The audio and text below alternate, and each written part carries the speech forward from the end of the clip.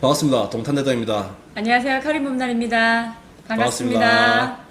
오늘 7월 10일 부동산 대책이 발표되었습니다.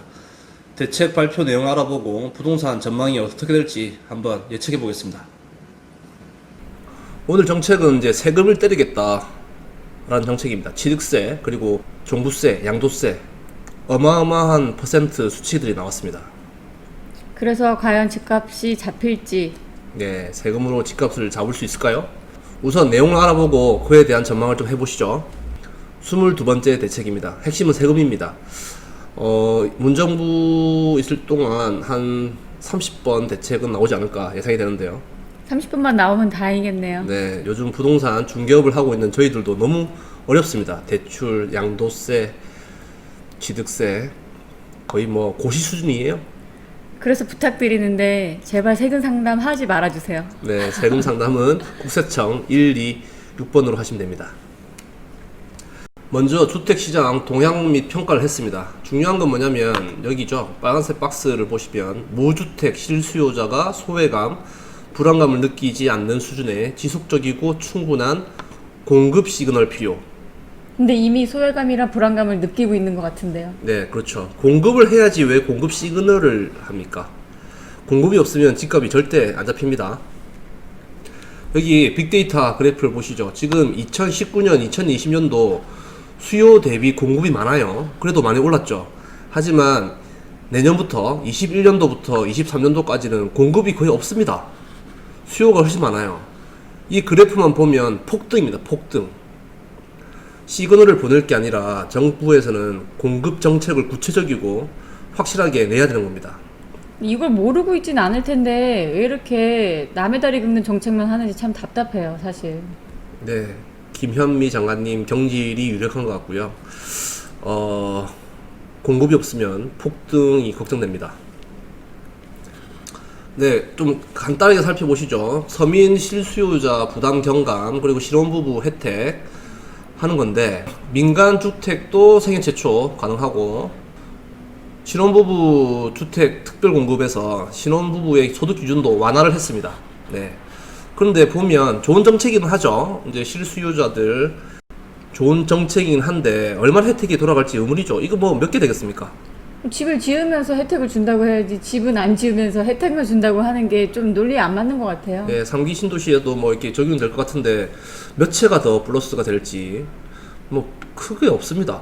20%가 25%까지 되고 뭐 7%를 배정하고 이거 몇 채 되겠어요.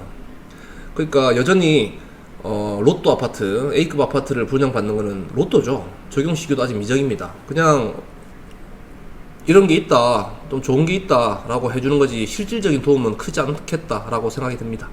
네. 그리고 세계 최초가 1억 5천 이하면 100% 취득세를 감면하고 1억 5천에서 3억이면 50% 감면한다고 해요. 수도권은 4억이라고 하는데요.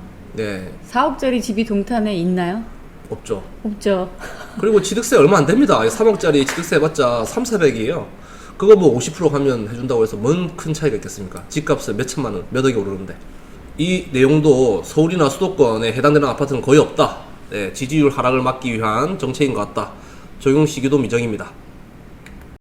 실수요자를 위한 주택 공급 확대가 있습니다. 검토 가능 대안이라고 1번부터 5번까지 있는데 이걸 빨리 했었어야 했어요.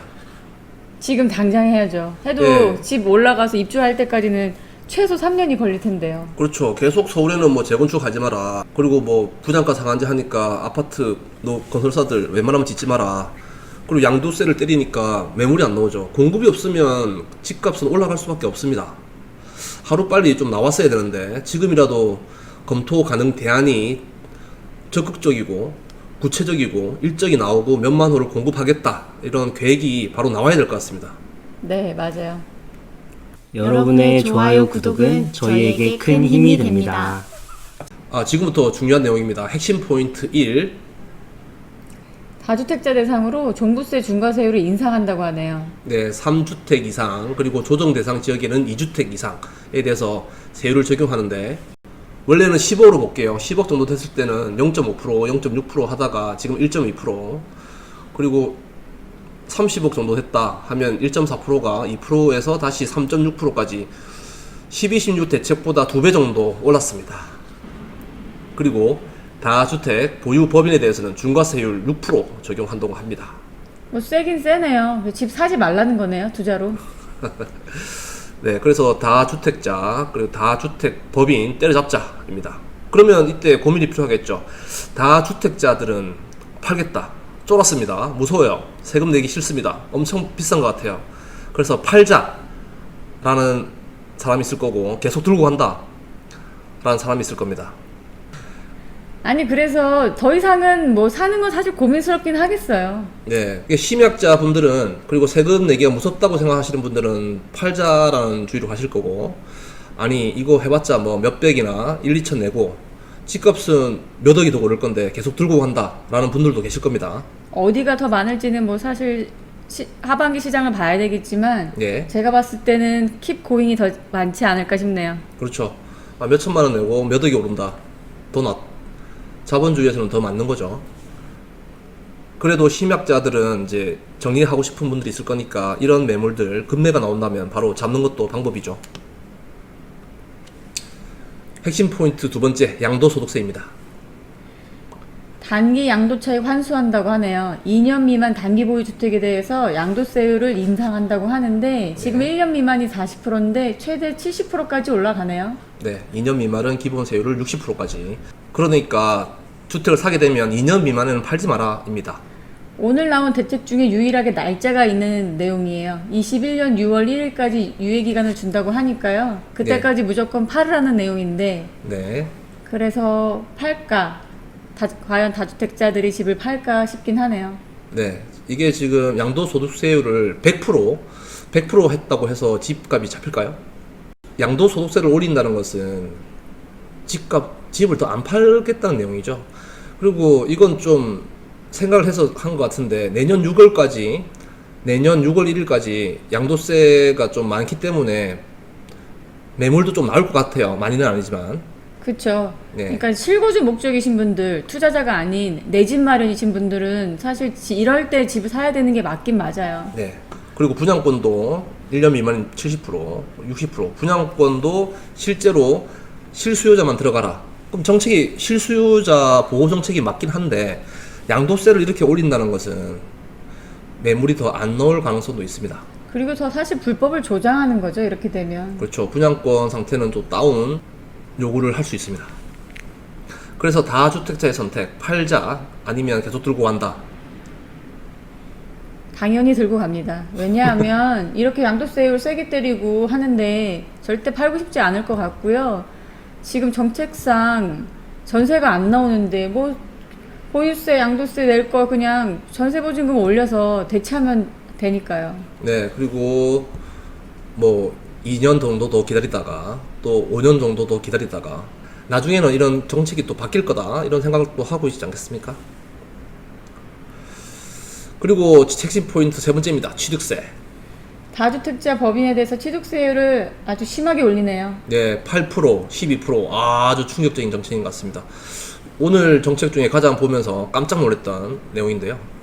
사실 이래서 투자자들이 사는 게 좀 부담스럽긴 하겠어요. 네, 요거는 확실히 매수 심리를 죽일 것 같습니다. 1주택인 분만 지금 현재가 되는 거고, 2주택이면 8%, 3주택 이상이면 12%입니다. 이건 엄청난 취득세율이죠. 이게 상가 취득세보다 훨씬 세요. 네, 상가가 4.6%니까 2주택 분들은 2배입니다, 2배. 그러면 5억짜리가 사면 4천만 원이고 10억짜리 사면 8천만 원. 어마어마합니다. 그러니까 1주택이 있으면 더 이상 사지 마라 정책이고, 이건 좀 먹힐 것 같아요. 법인도 당연히 사지 마라. 이 정책이 아직 적용이 안 되죠. 7월달 임시국회에서 한다고 하는데 취득세율이 인상되기 전에 추가 매수 가능성도 있습니다. 네, 마지막으로 재산세 부분이죠. 네, 여기를 보시면 이제 단기 임대 4년과 아파트 장기 임대를 폐지하겠다라는 내용입니다. 자발적인 등록 말소도 허용해주겠다. 이 말은 이제 임대주택 사업자 정책을 실패했다는 걸 인정하는 겁니다. 완전 쓸모없는 짓을 했단 얘기죠. 네, 정리 한번 해보시죠. 지금은 이제 똘똘한 한 채가 계속 되고 있어요. 그래서 양극화가 아니라 초양극화 시대로 접어들었다입니다. 지금 2채, 3채 들고 있는 분들 이제 팔고자 마음을 먹었던 분들은 다 정리하고 가장 좋은 거 똘똘한 한 채로 팔 겁니다. 그러면 한 지역에서도 가격 차이가 많이 날 거고, 그리고 서울 수도권 지방에 대해서는 또 금액 차이가 엄청나게 초양극화가 되지 않을까 예상이 됩니다. 네. 법인 포함해서 다주택자 때려잡자는 내용인데 네. 더 이상 사지 말고 내년까지 무조건 팔아라는데 예. 과연 물건이 얼마나 나올지는 모르겠네요. 일부 매물은 좀 나올 것 같아요. 우두둑 쏟아지지는 절대 않을 것 같습니다. 예, 나오는 매물들 심약자 그리고 다주택자 급매물 노려봐야 되는 타이밍입니다. 실수요자는 당연히 매수하셔야 됩니다. 내 집 마련은 무조건 한 채는 하셔야 된다는 얘기예요. 예. 그리고 아까 빅데이터 봤듯이 공급 없이는 집값 절대 안 잡힙니다. 공급이 진짜 필요해요. 네. 이렇게 돼서 예상되는 건 계속 지금 전세가 폭등이에요. 네, 전세가 없고요. 폭등은 불보듯 뻔합니다. 그리고 취득세, 보유세, 양도세 이런 세금은 임차인에게 전가될 가능성이 큽니다. 투기꾼들 잡겠다고 대책이 나오는데 이거는 오히려 무주택자들 피눈물 흘리는 정책인 것 같아요. 네, 투기꾼들이 일부 지역들 그리고 일부는 집값을 올렸다는 게 맞죠. 근데 이런 대세 상승이 일어나고 있는 거는 투기꾼들만이 아닙니다. 실수요예요, 실수요. 동탄도 대부분 실수요죠. 아, 그렇죠. 뭐 8, 9억이 넘는데 어떻게 뭐 투자자들이 와서 쉽게 접근하는 단지는 아니에요, 저희가. 네, 투기꾼들 집값을 올렸다고 계속 오판 중이신데 빨리 좀 정신을 차려야 될 것 같습니다. 그리고 지금은 이제 상가 투자 타이밍입니다. 뭐 취득세들 이렇게 계속 올리고 보유세 부담스러우니까 시장의 돈은 불보듯이 뭐 이제 비주택으로 가게 되겠네요. 네, 취득세도 이제부터는 싸고요. 그리고 정책이 너무 규제를 많이 하니까 헷갈리고 힘들고 어렵고 한데 상가는 간단하죠. 그리고 오피스텔 수익률보다 상가 수익률이 훨씬 좋습니다. 그래서 상가 투자로 많이 몰릴 거다라고 예상을 합니다. 오늘 간략히 알아봤습니다. 70 대책은 세금 징벌적 세금 정책이죠. 뭐 이런 피곤한 부동산 정책 그만하고요. 네. 진짜 그냥 공급만 가만히 하면 될 것 같아요. 그렇죠. 가만히 놔뒀으면 이 정도까지 안 했을 건데 처음부터 그냥 들쑤셔가지고 집값을 올려버린 정부인 것 같습니다.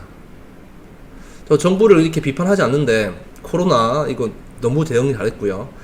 나름 긍정적인 부분이 많은데 부동산 정책은 정말 좀 안 좋은 것 같습니다. 이상입니다. 동탄대정이었습니다. 할인 범날이었습니다.